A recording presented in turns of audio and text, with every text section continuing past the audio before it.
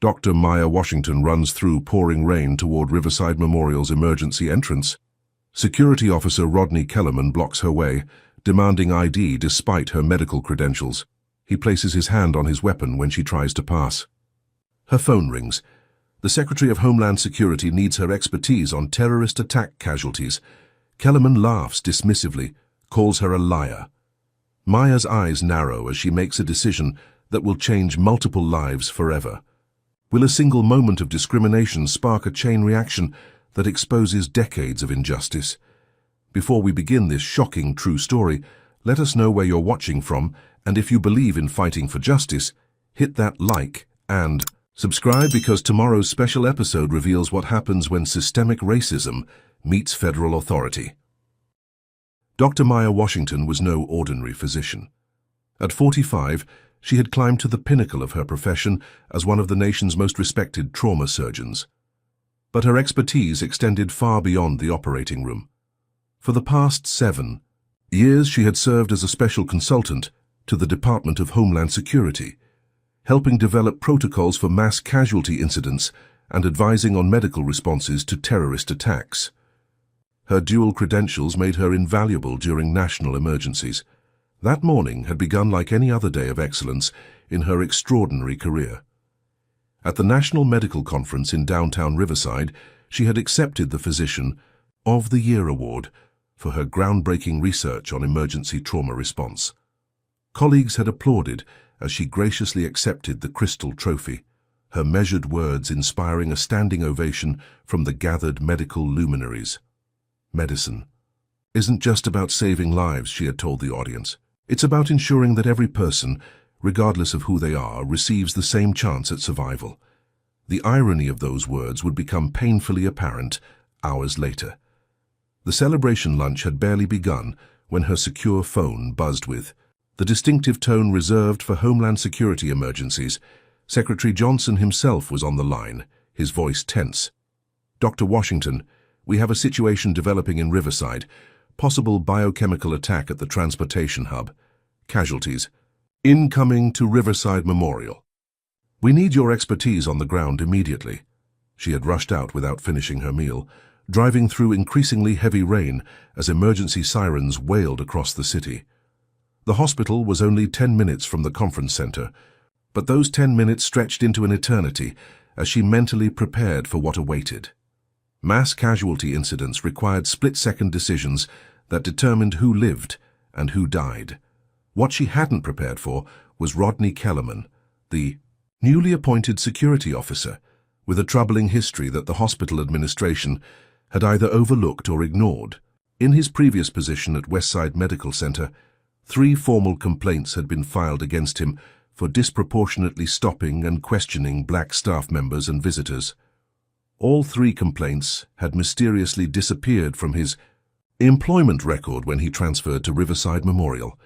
Maya had faced discrimination throughout her career. Medical school professors who expressed surprise at her test scores, patients who requested the real doctor when she entered their rooms, colleagues who attributed her success to affirmative action rather than her brilliant mind and tireless work ethic. But she had learned to push past these obstacles, focusing on what mattered most: saving lives. Now, as she stood in the rain, being denied entry to a hospital where dying patients awaited her expertise, Maya recognized that this wasn't just another hurdle to overcome. This was a moment that would define more than her career. It would impact national security, expose deep-rooted prejudice within vital institutions, and potentially change hospital protocols across the country. The rain soaked through her conference attire as Kellerman continued to block her path, his hand still resting ominously on his weapon. Behind him, through the emergency room doors, she could see medical staff rushing to prepare for incoming casualties. Victims who needed her expertise, people who might die without it. Maya's phone rang again, the secretary growing impatient. She made her decision. This wouldn't be the first time she had fought against systemic barriers, but she was determined it would be the last time anyone at Riverside Memorial experienced such blatant discrimination. Kellerman pressed a button on his radio, summoning backup. "I've got a situation at the main entrance. Woman claiming to be a doctor," getting aggressive. Two more security officers appeared behind him, forming a wall of intimidation. Maya remained composed, reaching slowly into her bag. "Here are my medical credentials again, Officer Kellerman," she said, presenting her hospital ID badge with her name and photograph clearly visible. "I'm Dr. Maya Washington, head of trauma surgery. There's been a biochemical attack downtown. I need to get inside immediately to coordinate the emergency response." Kellerman barely glanced at the ID before handing it back. "Anyone can fake one of these. How do I know you didn't just print this up? You people always trying to sneak in where you don't belong." The phrase "you people" hung in the air between them, its meaning unmistakable. Maya felt a familiar knot form in her stomach, the same sensation she had experienced countless times throughout her career when confronted with casual racism. Before she could respond, Assistant Hospital Administrator Trevor Phillips pushed through the doors, his face flushed with irritation. "What's the hold-up here?" he demanded, looking between Kellerman and Maya. "Sir, this woman claims she's a doctor and needs emergency access. No appointment, no proper identification. She's being aggressive and making wild claims about some terrorist attack," Kellerman reported. Maya turned to Phillips, expecting immediate recognition and intervention. "Mr. Phillips, it's Dr. Washington. There's been an attack downtown. Secretary Johnson has briefed me. We have casualties incoming, and I need to coordinate with the emergency team now." Phillips frowned, looking her up and down. Her formal attire, now soaked from the rain, didn't match the typical image of the hospital's trauma chief in scrubs. "I'm sorry, but Officer Kellerman is following protocol. We can't just let anyone walk in claiming to be a doctor during an emergency." "Where's your hospital badge?" "I just showed it to him," Maya said, producing it again. "Call Dr. Michaels." "Call the Secretary of Homeland Security. People are dying while we stand here arguing."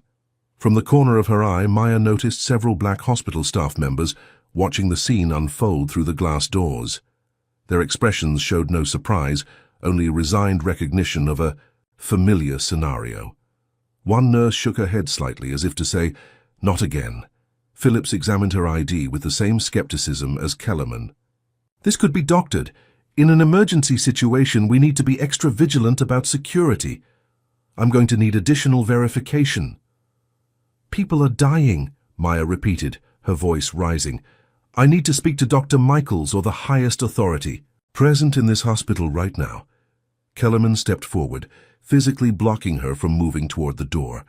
"Ma'am, step back right now, or I'll have to place you under arrest for attempting to breach hospital security during a crisis." Maya's phone rang again.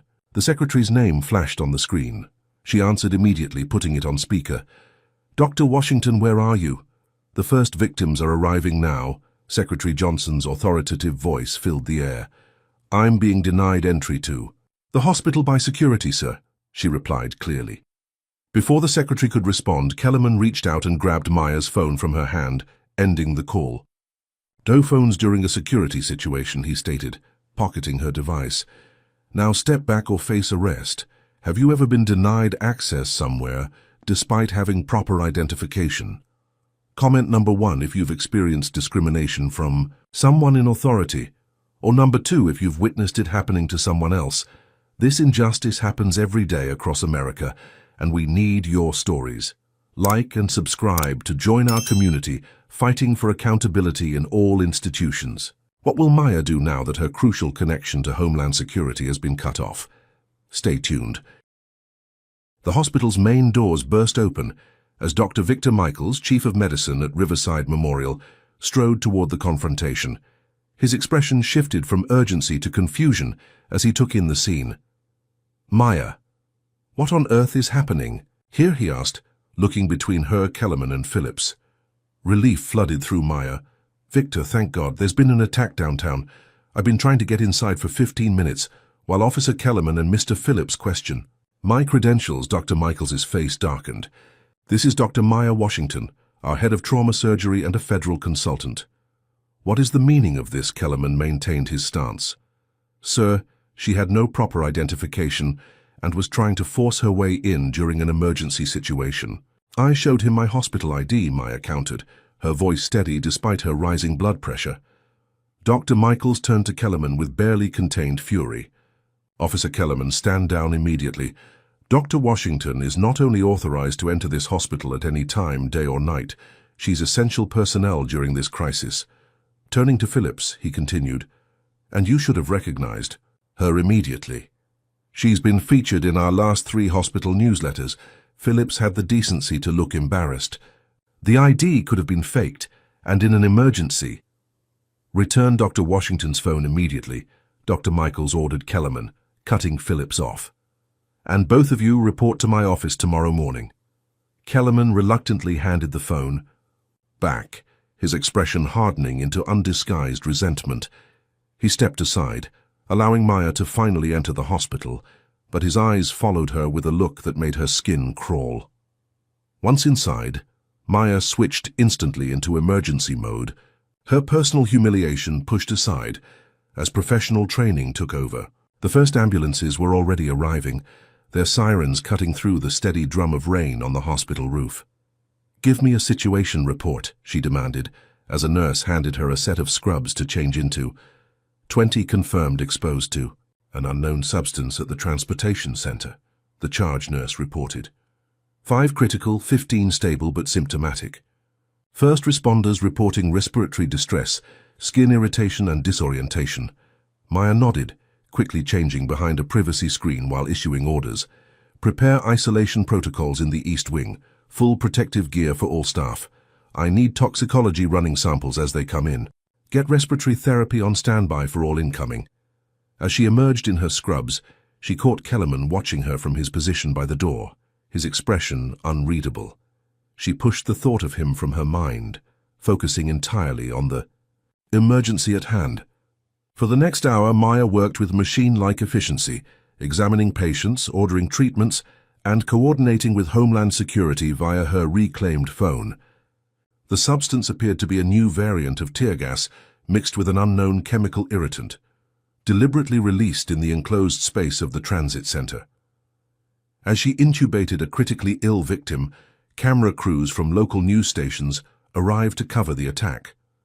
Maya, focused on saving lives, barely registered their presence until a reporter approached Dr. Michaels nearby. "Dr. Michaels, can you confirm reports that this was a terrorist attack?" the reporter asked, microphone extended. "We're treating multiple patients exposed to an unknown chemical agent," he replied carefully. "Dr. Washington, our trauma chief and a Homeland Security consultant, is coordinating the medical response." At the mention of her federal role, Maya noticed Kellerman's head snap up from across the room. His eyes widened as he watched the media coverage unfold, revealing Maya's true position and authority. For the first time, uncertainty flickered across his face. By mid-afternoon, all patients had been stabilized, the substance identified, and proper treatments administered. The crisis was entering its management phase. Maya found a moment to step away and call Secretary Johnson directly.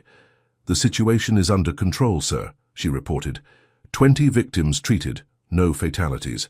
The substance has been identified as a compound of CS gas and industrial solvent.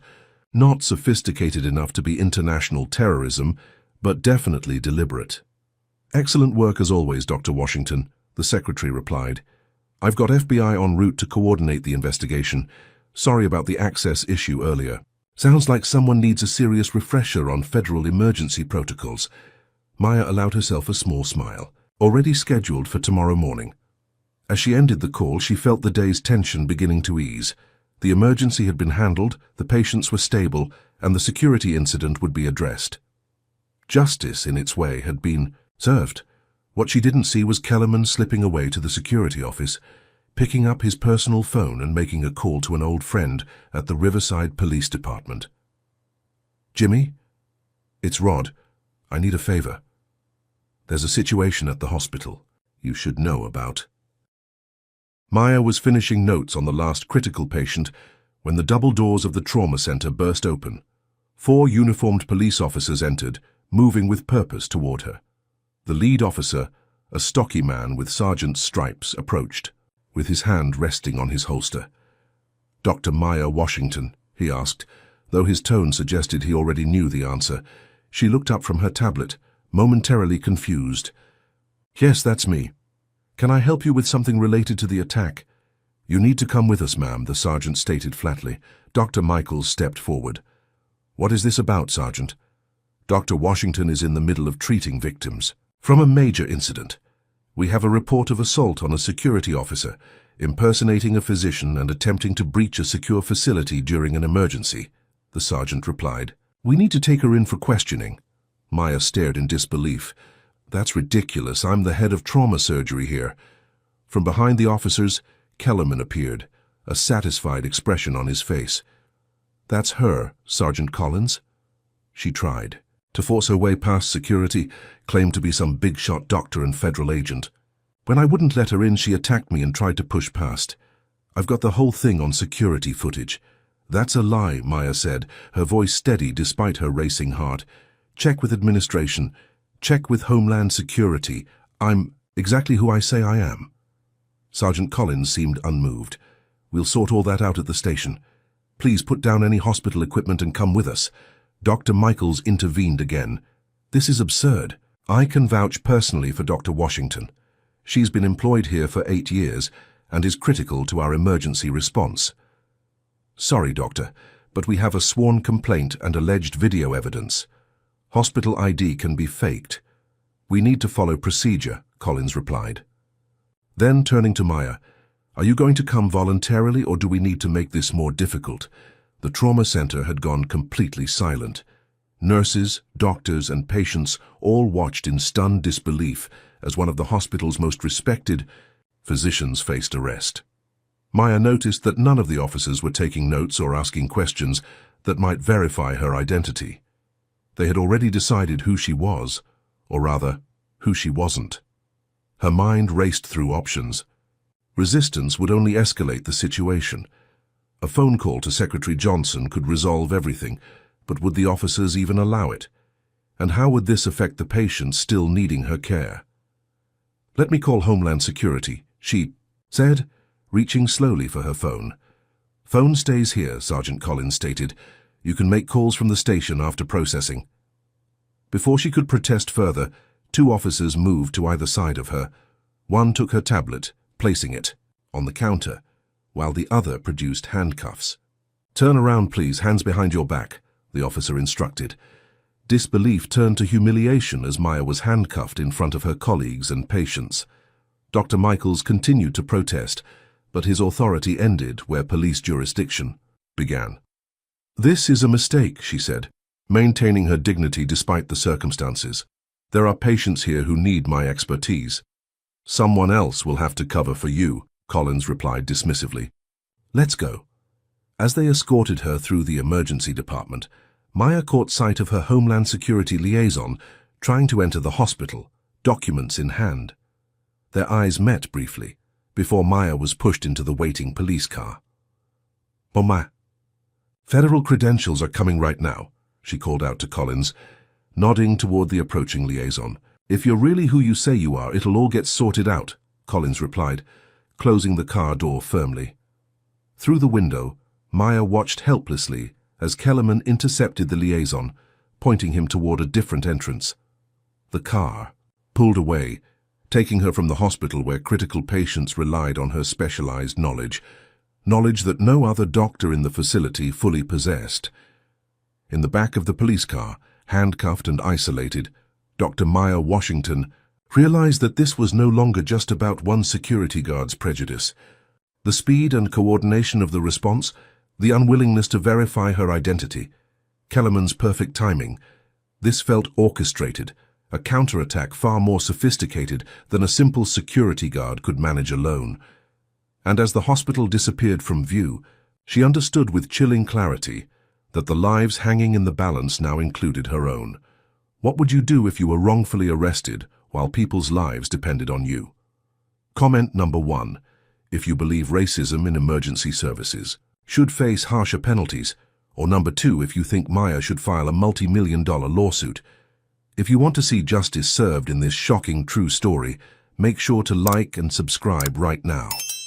Will Maya's federal connections be enough to save her career and reputation, or is this just the beginning of a deeper conspiracy against her? The processing at Riverside Police Department's Central Station was deliberately humiliating. Maya's fingerprints were taken, her professional clothing exchanged for an orange jumpsuit, and her request for a phone call repeatedly delayed. 5 hours after her arrest, she found herself in a stark interrogation room facing 2 detectives who clearly had already formed their opinions. "So, Dr. Washington, if that's really who you are," Detective Simmons began, emphasizing his skepticism, with air quotes around her title. He was a heavy-set man with thinning hair and a permanent scowl. "Why don't you tell us what happened at Riverside Memorial today?" Maya sat straight-backed, maintaining her composure. "I'm the head of trauma surgery at Riverside Memorial and a special consultant to the Department of Homeland Security. There was a biochemical attack at the transportation center. I was called in specifically by Secretary Johnson to coordinate the medical response. Officer Kellerman denied me entry, despite my showing proper identification, made racist remarks, and physically blocked me from entering. Everything he's claimed is a fabrication." Detective Rivera, younger and seemingly less hostile than his partner, pushed a folder across the table. "These are copies of the security footage from the hospital entrance. They show you attempting to push past Officer Kellerman." Maya leaned forward to examine the images, immediately spotting the deception. "These frames are edited. Where's the part where I presented my ID? Where's the part where he took my phone? This isn't the complete footage." Simmons shrugged. "This is what was provided by hospital security. Maybe you should consider that your version of events isn't as accurate as you think." "I demand my phone call," Maya stated firmly, "and I want to speak with my attorney." "All in good time," Simmons replied. "First, we need to establish some facts, like how a supposed top surgeon doesn't carry proper identification, or why hospital administration didn't recognize you." While the detectives continued their questioning, Maya's absence at the hospital was creating a crisis of its own. The specialized treatment protocols she had initiated required her expertise to monitor and adjust. Without her guidance, the medical team was struggling to manage the more severe cases. Dr. Michaels had attempted to reach the Homeland Security liaison, only to discover the man had been directed to a different hospital entirely by Kellerman, who had claimed the patients had been transferred there. By the time the liaison discovered the deception and returned, Maya was already being processed at the police station. Back in the interrogation room, Maya remained resolute. "Check my credentials. Call Secretary Johnson. Call Dr. Michaels. This is a waste of time while patients' lives are at risk. We're doing our due diligence," Rivera stated, though something in his expression suggested discomfort with the situation. "Due diligence would have been verifying my identity before arresting me," Maya countered, "not taking the word of a security guard with a documented history of racial profiling." Simmons slammed his hand on the table. "Watch the accusations. Officer Kellerman is a respected member of hospital security with an unblemished record." Maya's eyes narrowed. "Unblemished because complaints against him mysteriously disappear. Check his employment history at Westside Medical Center." The reaction to this statement was subtle but unmistakable. A quick glance between the detectives that told Maya she had struck a nerve. There was a connection here she hadn't anticipated. "I'm done talking without my attorney present," she stated firmly. "And I need my phone call now." Reluctantly, Simmons nodded to Rivera, who escorted Maya to a phone in the processing area. By now it was nearly midnight. The phone call to her attorney went to voicemail. He would not receive it until morning. Her attempt to call Secretary Johnson's office was blocked, the officer supervising her claiming the number was not recognized in our system. As she was led to a holding cell, Maya caught sight of a booking report on a desk. The charges against her had escalated from assault and impersonation to include interfering with a police investigation and resisting arrest, fabrications that could potentially end her medical career even if proven false. The cell was cold, the bench uncomfortable, and the persistent noise from other detainees made sleep impossible. Maya sat awake through the night, piecing together the events of the day. Kellerman's reaction had seemed too personal, too immediate for a simple case of prejudice. The police response too coordinated, too resistant to verification. And now detectives who seemed to know Kellerman personally were handling her case. This wasn't just about being black in the wrong place at the wrong time. This was about something deeper, more systemic. a network of protection for those who abused their authority, connected across institutions that should serve and protect. As dawn broke, casting shadows through the small window of her cell, Maya understood that she wasn't just fighting for her freedom or her reputation anymore. She was fighting against an entrenched system that allowed prejudice to override protocol, personal connections to trump truth, and power to pervert justice. What she didn't know yet was that help was already on its way, from an unexpected ally within the very system that had imprisoned her. Officer Darius Jackson had watched Maya's processing with growing unease. A 3-year veteran of the Riverside Police Department, he had witnessed similar scenarios play out before. Qualified black professionals mistaken for criminals, their credentials questioned, their dignity stripped away by a system designed to presume their guilt rather than their innocence. What made this case different was the victim. Even with limited information, Jackson recognized Dr. Maya Washington's name. His mother, a nurse at Riverside Memorial, had spoken of her with reverence, a brilliant surgeon who had broken barriers and saved countless lives, including his uncle's after a serious car accident. During his night shift, Jackson waited until the booking area cleared before approaching Maya's cell. "Dr. Washington," he whispered, keeping his voice low. "I'm Officer Jackson, I believe you. This isn't right." Maya approached the cell door cautiously. "Can you help me make a call? I need to reach Homeland Security." Jackson shook his head. "They're monitoring all official channels, but there's another way." He slipped a small paper through the food slot. "This is a contact number for the Black Professional Alliance. They have lawyers, media connections, and ways to bypass the department's communication blocks." The BPA was no ordinary professional organization. Founded after similar incidents across the city, it had evolved into an underground support network for black professionals facing discrimination, providing everything from legal aid to emergency intervention when official channels failed. "Memorize this number and destroy the paper," Jackson instructed. "I'll get you access to a phone during the shift change. You have 10 minutes from now." True to his word, when the overnight officers handed over to the morning shift, Jackson created a distraction that allowed Maya a brief window to make the call from an unmonitored administrative phone.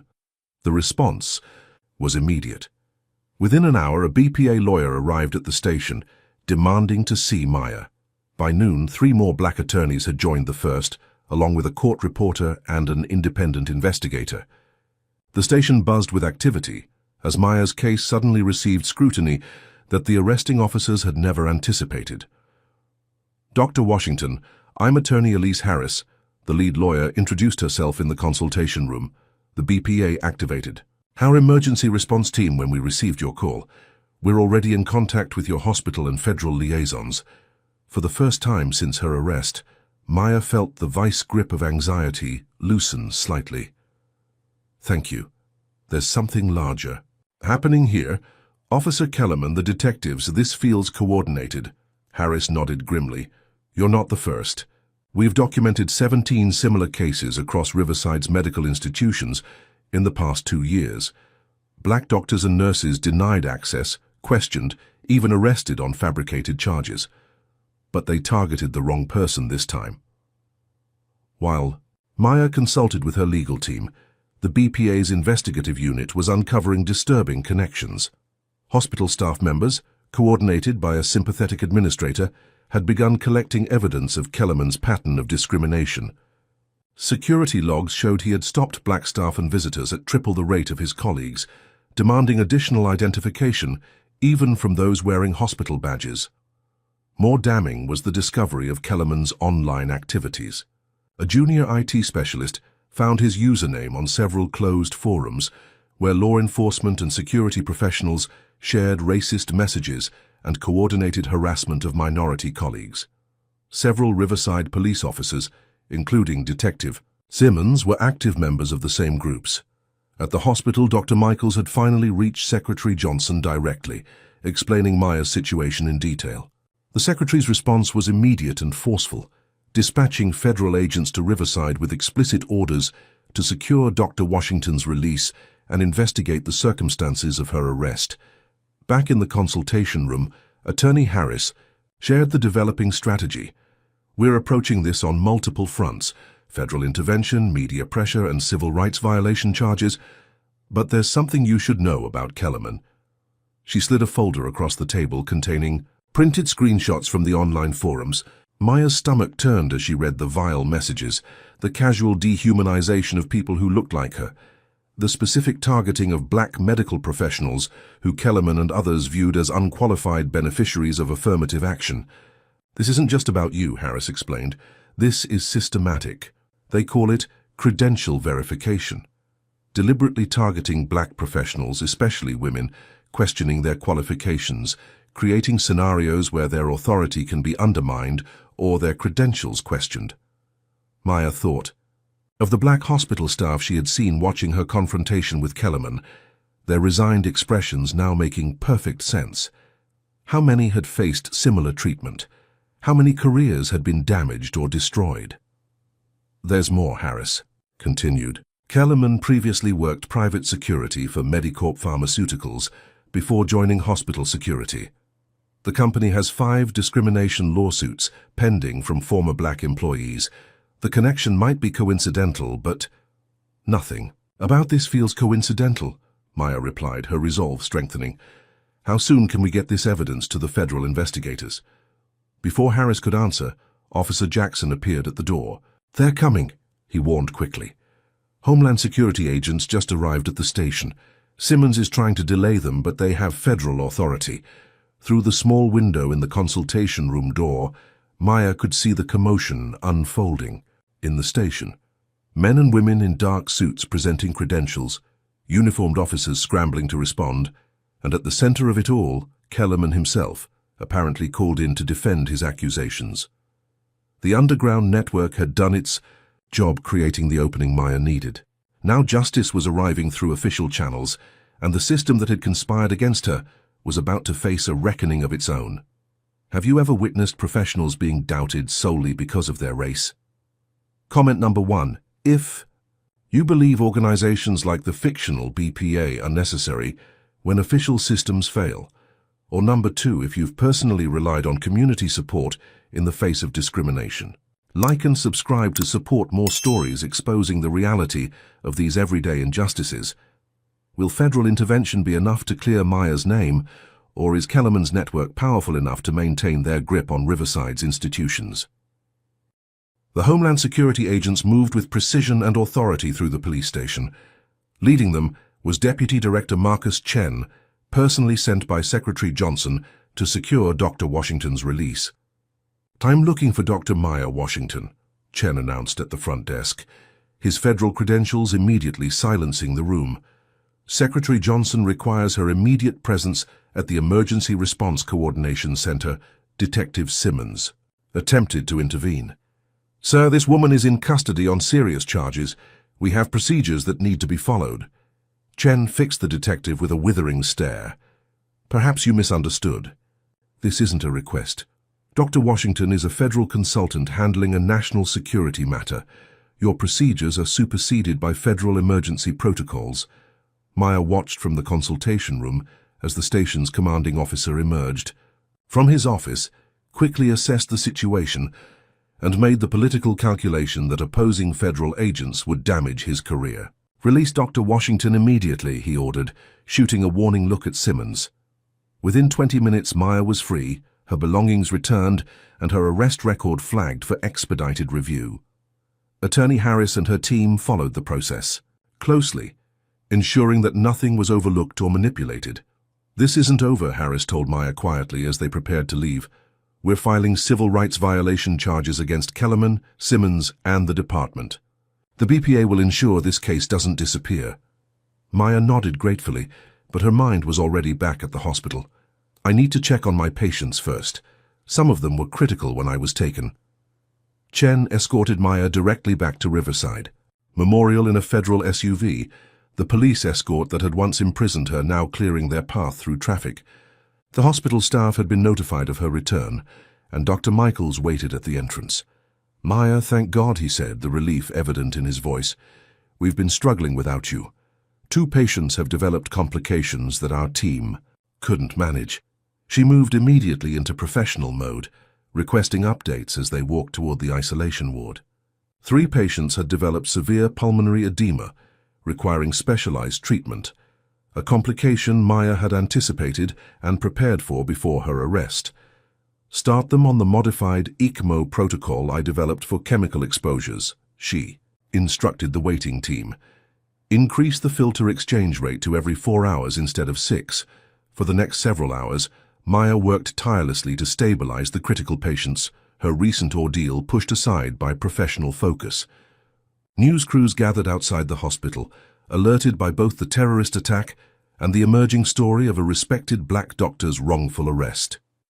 By evening, all patients were stable, and the hospital administration had issued a formal statement, apologizing for the unfortunate misunderstanding at the security checkpoint. Kellerman had been placed on administrative leave pending investigation, and Mr. Phillips had submitted his resignation, effective immediately. In the hospital's executive conference room, Maya finally had a moment to sit down with Deputy Director Chen and Dr. Michaels to discuss the incident. Secretary Johnson sends his personal apologies, Chen said. This should never have happened. No, it shouldn't have, Maya agreed firmly. But it did, and not just to me. There's evidence that Kellerman and others have been targeting black medical professionals systematically. She shared the information from the BPA investigation, including the screenshots from the racist forums. Dr. Michaels looked physically ill as he reviewed the material. I had no idea this was happening in my hospital, he said, shaking his head in disbelief. That's exactly the problem, Maya replied. It happens right under the noses of well-meaning people who don't see it because they don't have to experience it. The meeting concluded with commitments for immediate policy changes, revised security protocols, implicit bias training, and a formal investigation into all complaints against security personnel. Maya felt cautiously optimistic as she finally headed home, exhausted but vindicated. The media coverage was overwhelmingly supportive. Local news outlets featured interviews with hospital staff and patients who praised Dr. Washington's expertise and professionalism. National networks picked up the story of a brilliant black doctor wrongfully arrested while trying to save lives during a terrorist attack. For a brief moment, it seemed justice had prevailed. Kellerman was suspended, the police department was facing scrutiny, and Maya's reputation remained intact. She even received a formal apology from the mayor during a press conference where he promised a full investigation into the incident. But as Maya drove to work 3 days later, she noticed a police car following her, maintaining a constant distance. When she arrived at the hospital, Kellerman was nowhere in sight, but she spotted a new security officer watching her with the same suspicious intensity. Her phone buzzed with a text from an unknown number. "This isn't over, Dr. Washington. I should have stayed in your lane." Maya stood in the hospital parking lot, suddenly aware that what she had interpreted as victory was merely the eye of the storm. The real battle was just beginning. Maya arrived at her office to find the door slightly ajar. Nothing appeared disturbed, but the sense of violation was immediate and visceral.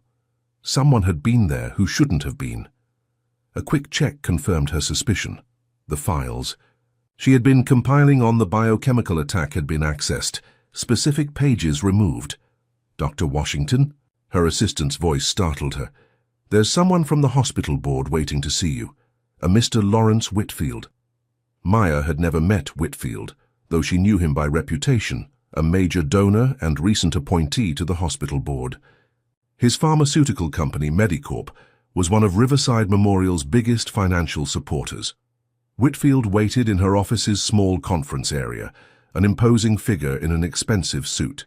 His handshake was firm, his smile practiced. "Dr. Washington, it's a pleasure to finally meet you. I've heard remarkable things about your work." "Thank you, Mr. Whitfield. How can I help you today?" His expression shifted subtly. "Actually, I'm here to help you. The board is concerned about recent events and the impact on the hospital's reputation. This unfortunate incident with Officer Kellerman has created quite the media circus. An unfortunate incident is a strange way to describe racial profiling and false arrest," Maya replied evenly. Whitfield's smile didn't waver. No one is denying. You experienced something troubling. However, escalating this into a public spectacle with allegations of systematic discrimination reflects poorly on an institution that has always prided itself on diversity and inclusion. Maya felt a cold certainty settle in her stomach. This wasn't about her welfare or the hospital's reputation. This was damage control. Mr. Whitfield, your company is Medicorp Pharmaceuticals, correct? The same company where Rodney Kellerman previously worked security. A flicker of surprise crossed his face before the practiced smile returned. I wasn't aware of that connection, but our security department employs hundreds of officers, and the same company currently facing multiple discrimination lawsuits from former black employees. Whitfield's demeanor cooled noticeably. I see you've been busy with research unrelated to your medical duties. Those lawsuits are frivolous and will be dismissed, but I'm not here to discuss Medicorp's legal matters. He slid a folder across the table. The board has prepared a statement they'd like you to consider. A mutual acknowledgement that mistakes were made on all sides, with a commitment to moving forward constructively. Maya opened the folder to find a carefully worded statement that effectively absolved the hospital of any responsibility while suggesting that her perceived mistreatment was a misunderstanding exacerbated by the emergency situation. This also includes a substantial offer for emotional distress, Whitfield added, contingent upon confidentiality, of course. Maya closed the folder. I'm not interested in being silenced, Mr. Whitfield. No one's asking you to be silent, Dr. Washington. We're simply suggesting a proportional response that doesn't damage an institution that has given you significant opportunities.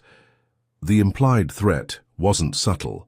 Cooperate, or your career here is finished. Before Maya could respond, her phone buzzed with an alert. The condition of 3 patients from the attack had suddenly deteriorated. As she hurried to the isolation ward, she found the patients had been transferred to different rooms without her authorization. Who ordered this? She demanded of the charge nurse. Dr. Leland from administration said it was a new isolation protocol, the nurse explained, clearly uncomfortable. He had their records transferred to the new system too. When Maya tried to access the patient files on the hospital's network, her credentials were denied. A system message claimed her security clearance was under review. Rushing to Dr. Michael's office, she found it empty, his assistant explaining he had been called to an emergency board meeting. On her return to the isolation ward, she encountered Dr. Leland, a hospital administrator she had rarely interacted with, reviewing her patients' charts. Ah, Dr. Washington, he greeted her with artificial warmth. In light of recent events, the administration thought it best if I temporarily supervise these cases, just until things settle down. These patients need specialized care that you're not qualified to provide, Maya objected. That's why we've transferred 2 of them to County General, Leland replied smoothly. The others are stable enough for standard protocols. You transferred my critical patients without consulting me. Where's my Homeland Security liaison? He was needed at the main investigation site. These cases are no longer considered connected to national security, Leland explained, his tone suggesting the matter was closed. As Maya tried to object further, a notification appeared on her phone, an emergency meeting with the Credentials Committee scheduled for the following morning. The subject, review of professional conduct and security clearance. Returning to her office, she found Elise Harris waiting, her expression grave. The surveillance footage from your arrest has disappeared from police evidence, the attorney reported. And the formal complaints against Kellerman from Westside Medical Center have been sealed by court order, citing ongoing investigations. They're erasing the evidence, Maya realized aloud. Harris nodded grimly. It gets worse. Someone accessed Officer Jackson's personnel files after he helped you. He's been reassigned to night patrol in the highest crime district. As they spoke, Maya noticed a small blinking light on her desk phone, the message indicator. Playing it on speaker, they heard Kellerman's voice, calm and menacing. You should have taken the deal, Doctor. Not everyone gets a second chance. In that moment, Maya understood the true scope of what she faced. This wasn't just one racist security guard, or even a network of like-minded officers. This was an orchestrated attempt to silence her, backed by people with the power to manipulate hospital administration, police evidence, and even patient care. Someone was willing to risk patients' lives to preserve a system of discrimination that had operated unchallenged for years, and that someone had just declared open war.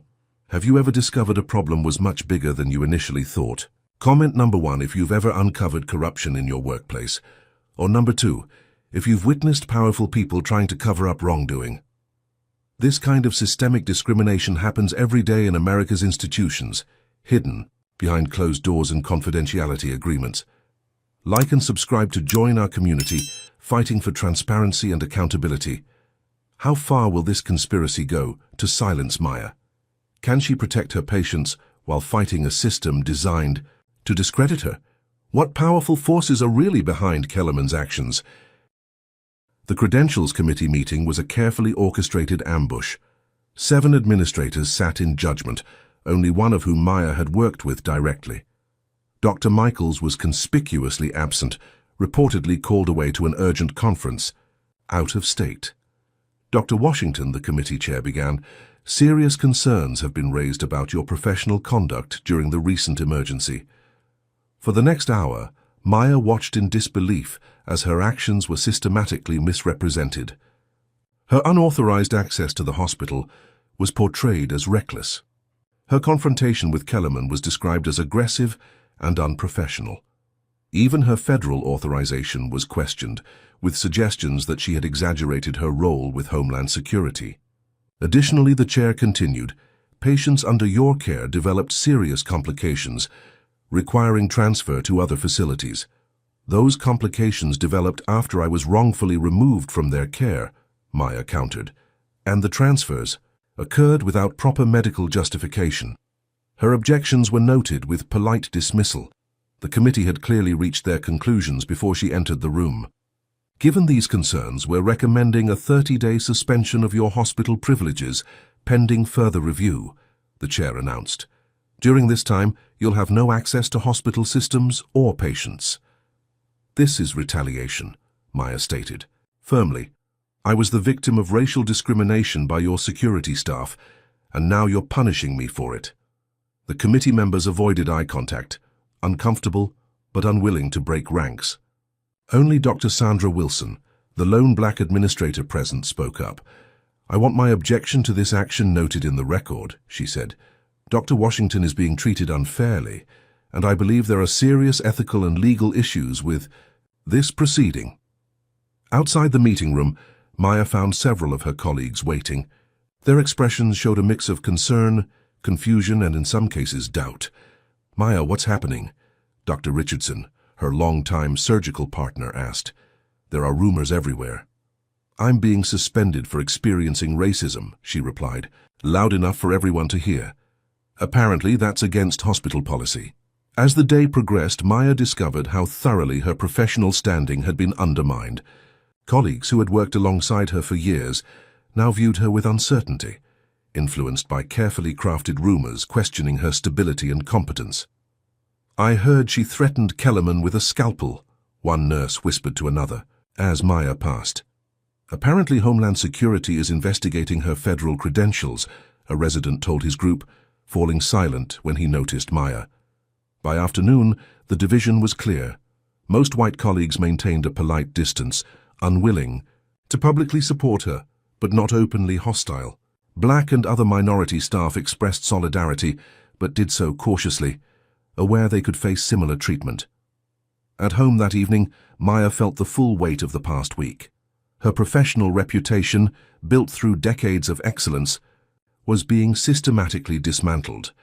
Patients who needed her specialized care were suffering, and the discrimination she had experienced was being buried under layers of institutional protection. Her phone rang, Dr. Sandra Wilson calling, from a non-hospital number. "They're monitoring hospital communications," Wilson warned without preamble. "I couldn't talk freely at the hospital." "There's something bigger happening here, Maya. This isn't just about Kellerman or even the hospital administration." "What do you mean?" "The biochemical attack?" "I reviewed the sample analysis. It wasn't a standard terrorist attack. The compound contains experimental components that look remarkably similar to a discontinued Medicorp project." Maya's mind raced to connect the dots. Whitfield's company. Yes. And guess who was head of security for that project before joining the hospital? Rodney Kellerman. He would have known exactly what that compound could do and how to deploy it. Before Maya could process this information, her home security system alerted her to movement outside. Through the window, she spotted two men in unmarked cars watching her house. When she tried to take photos, they drove away, only to be replaced by different vehicles an hour later. The intimidation was escalating beyond professional retaliation into personal harassment. When she checked her mail, she found her Homeland. Security reauthorization paperwork had been returned, stamped credentials under review. That night, someone spray-painted fraud across her garage door. The police took a report, but made it clear they considered it a low-priority vandalism case. Maya realized she had reached a breaking point. The system she had trusted throughout her career, medicine, law enforcement, government, was being weaponized against her. Her patients were suffering, her career was in jeopardy, and now her personal safety was threatened. She had played by the rules, worked within the system, achieved excellence by every measure. None of it had protected her from the fundamental injustice at the heart of institutions that valued power and connections over truth and fairness. As she cleaned the spray paint from her garage, Maya made her decision. If the system wouldn't deliver justice, she would have to force it to face its own corruption. Playing defense had failed. It was time to go on the offensive. What she didn't yet realize was that she wasn't alone in this fight. Across Riverside, others had been watching, documenting, and preparing for this moment. The breaking point wasn't just hers. It was a fracture in the entire system of protection that had allowed discrimination to flourish unchallenged. Maya's kitchen table had become a war room. Attorney Elise Harris sat surrounded by documents, her laptop open to a secure messaging platform where the BPA network coordinated. Officer Jackson, off duty and risking his career, provided insights into police operations. Dr. Sandra Wilson contributed hospital records showing a pattern of discriminatory incidents. "We need to understand what we're really fighting," Maya said, reviewing the evidence they had gathered. "This goes beyond Kellerman or even the hospital. There's a connection to Medicorp, to the police department, and possibly to the attack itself. I've reached out to a contact at the FBI," Jackson said quietly. "Agent Tamara Brooks. She specializes in civil rights violations and corruption cases. She can't officially take our information yet, but she's willing to listen off the record." "Why not officially?" Maya asked. "Because local FBI leadership has close ties to Riverside's power structure," Harris explained. "We need to build a case strong enough that it can't be buried or dismissed." Their strategy took shape over the next 2 days. While Maya officially complied with her suspension, staying away from the hospital, her allies continued gathering evidence. Dr. Wilson documented patient care discrepancies. Jackson collected testimonies from other officers who had witnessed biased enforcement. Harris built legal frameworks for multiple cases, targeting different aspects of the conspiracy. Maya reached out to her Homeland Security contacts, leveraging relationships built over years of distinguished service. Though her official credentials were under review, individuals who knew her work responded to personal appeals. "The secretary wants to help," Deputy Director Chen told her during a secure call, "but this has become politically complicated. Medicorp has significant government contracts, including with DHS. If there's a connection to the attack, we need absolute proof before making accusations." "And if the proof disappears while you wait," Maya challenged, "then we need a situation where the evidence becomes public in a way that can't be ignored or buried," Chen replied carefully. Hypothetically speaking, Maya understood the message. Help would come, but only if she created circumstances where public attention forced official action. The breakthrough came from an unexpected source. A junior lab technician from Medicorp contacted the BPA anonymously, providing documents showing that the chemical compound used in the transportation center attack matched an experimental riot control agent the company had developed for military use.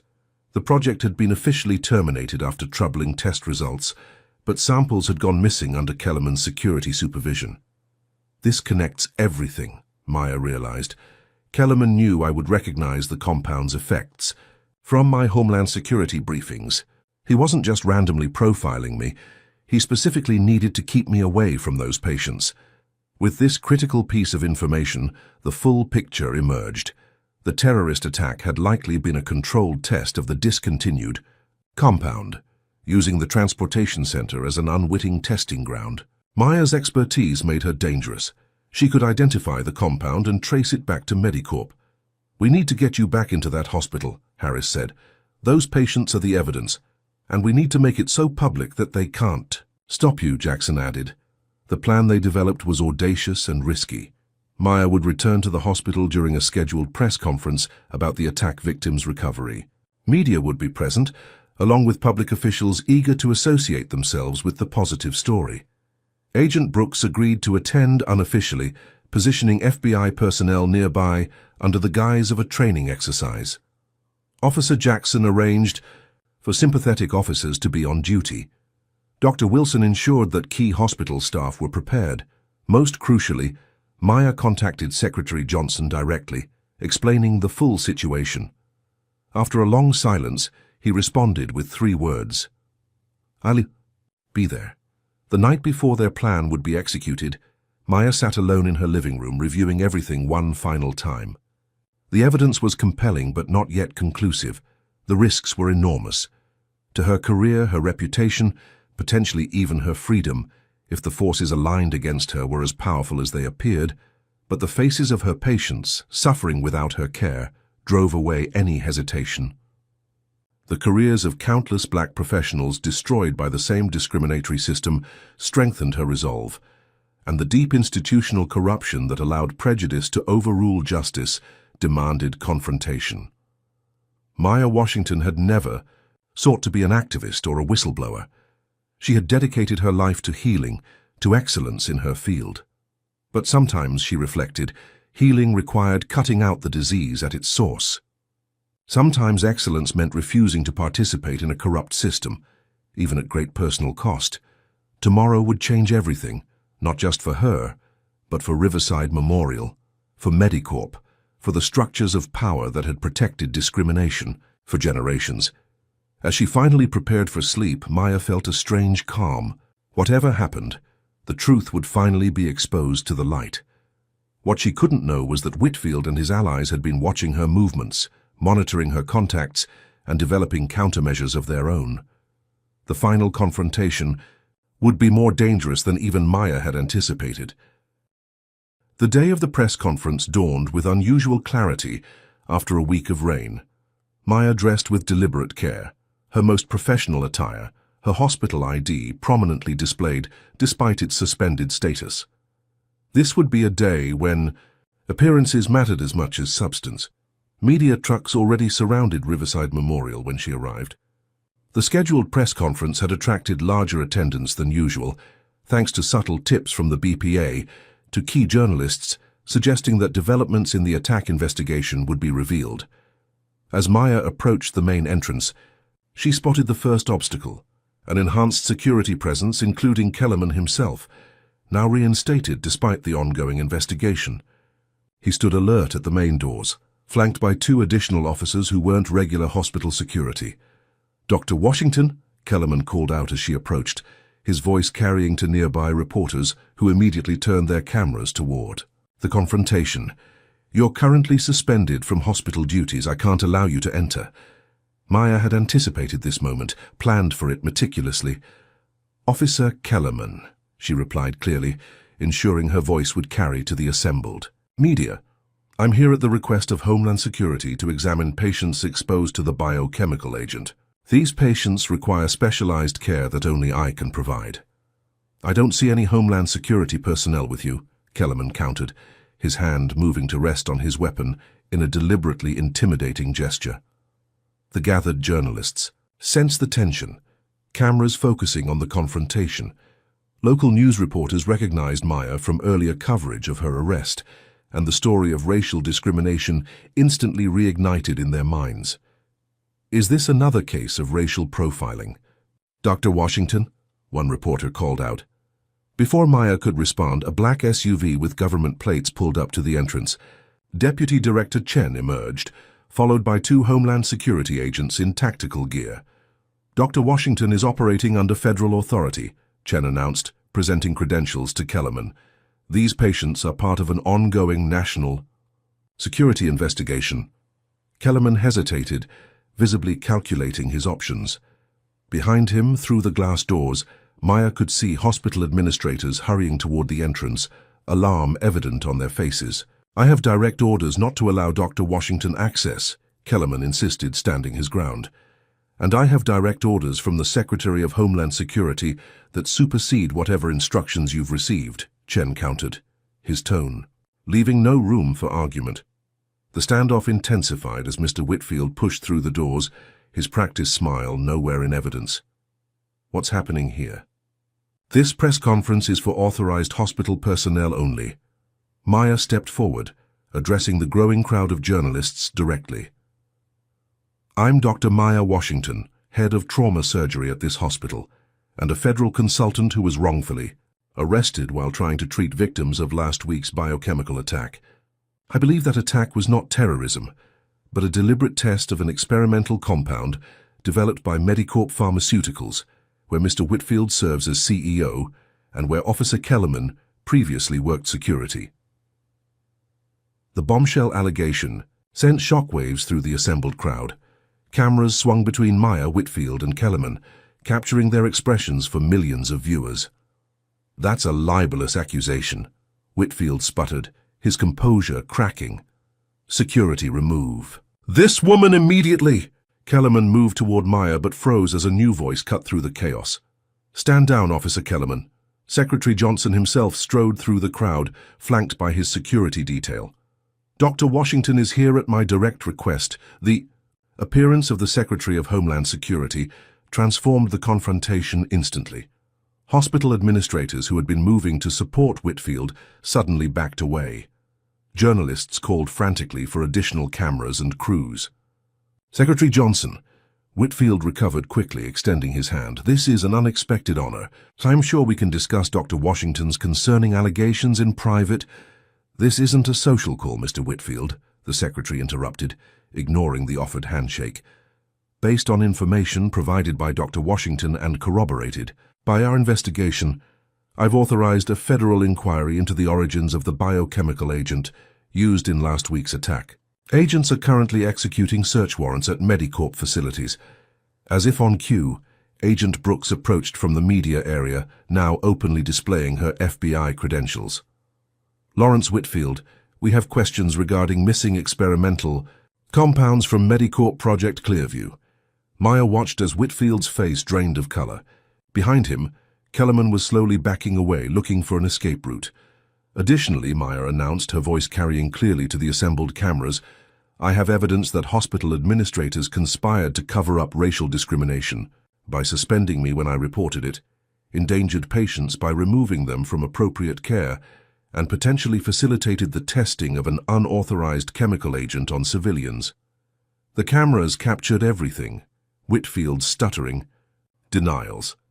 Kellerman's attempt to slip away only to be detained by FBI agents who had quietly positioned themselves around the perimeter. The shock on the faces of hospital administrators who suddenly realized they had aligned themselves with the wrong side. Dr. Michaels pushed through the crowd, his expression a mix of anger and dismay. "Maya, I had no idea how far this went. I was told you had requested leave after the trauma of your arrest." "They lied to you, Victor," she replied, "just like they've been lying to everyone about what really happened here."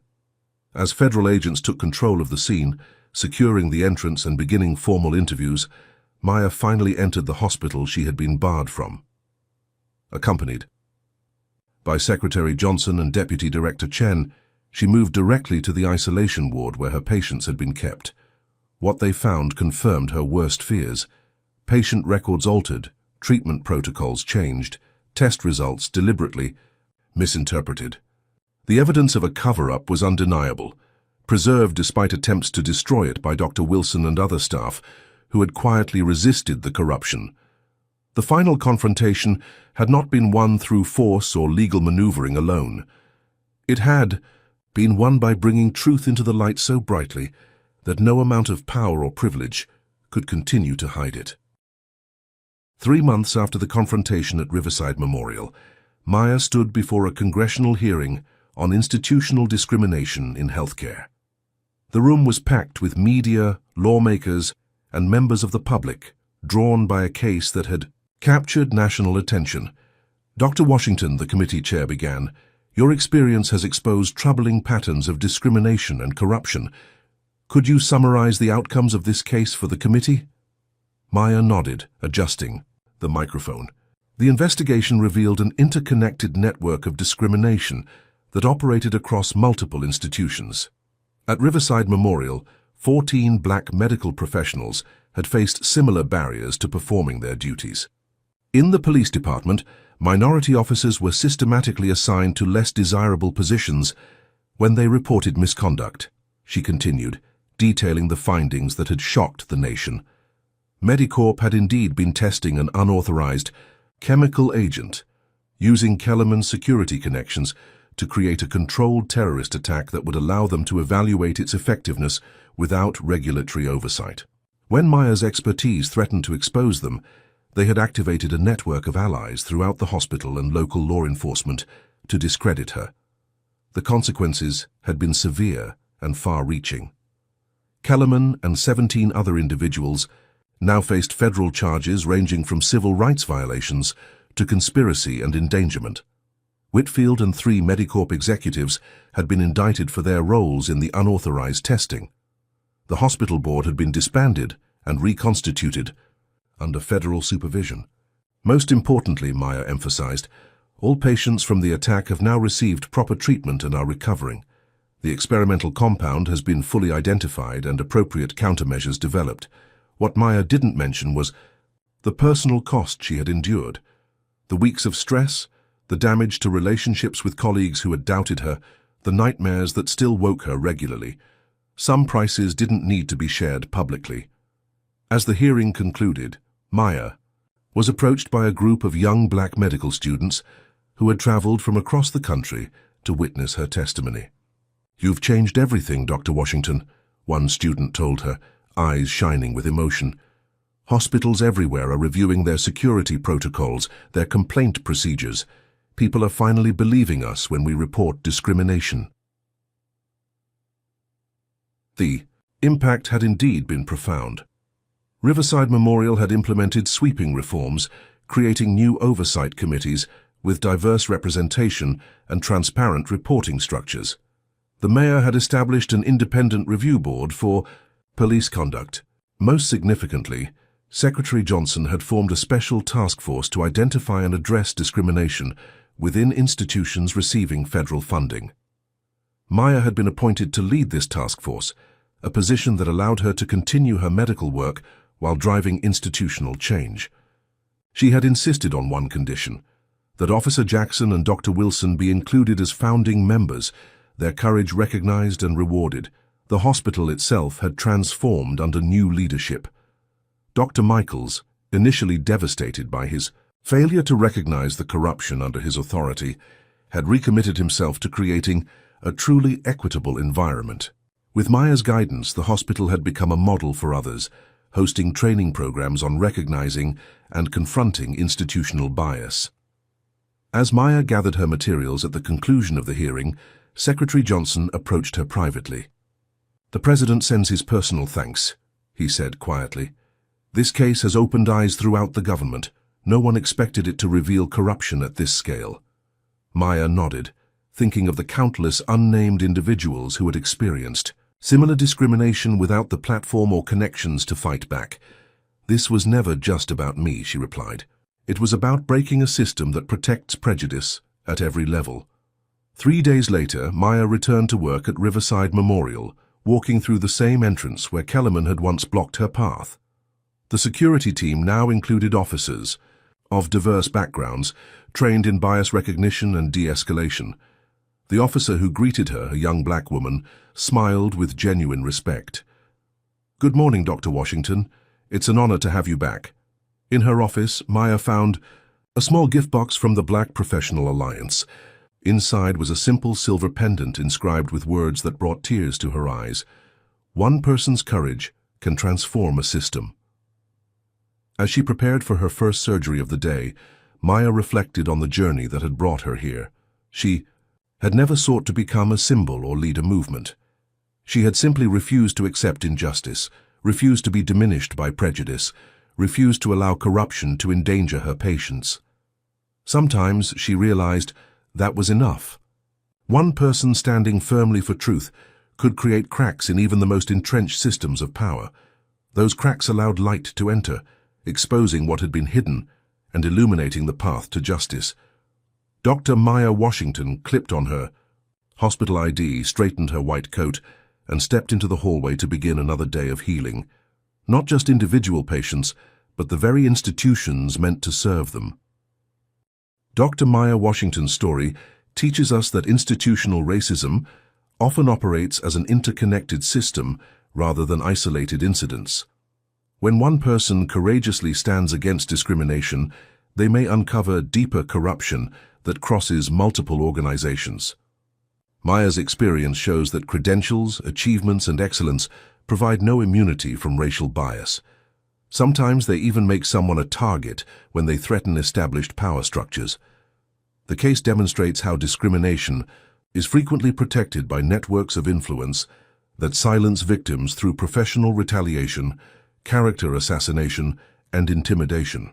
However, it also reveals the power of strategic alliances. By connecting with others who had faced similar treatment, documenting patterns of abuse, and leveraging both institutional and community resources, Maya transformed her individual trauma into systemic change. Perhaps most importantly, this story illustrates that justice requires both sunlight and persistence. By bringing discrimination into public view, where it couldn't be denied or dismissed, and by refusing to accept partial victories or symbolic concessions, real accountability became possible. True change doesn't come from working within corrupt systems, but from forcing those systems to confront their failures and transform fundamentally. Have you ever witnessed someone standing up against injustice the way Dr. Washington did? Or perhaps you've been in a situation where you had to fight a system larger than yourself. Share your experience in the comments below. Has discrimination in healthcare or other institutions affected you or someone you know? Your stories matter, and add to this important conversation. If this story resonated with you, please hit the like button and subscribe to support more content that shines a light on these crucial issues. Share this video with someone who needs to understand how discrimination operates within our institutions. Awareness is the first step toward change. Thank you for joining us for this powerful story. Remember, as Dr. Washington discovered, your courage today could transform someone else's tomorrow.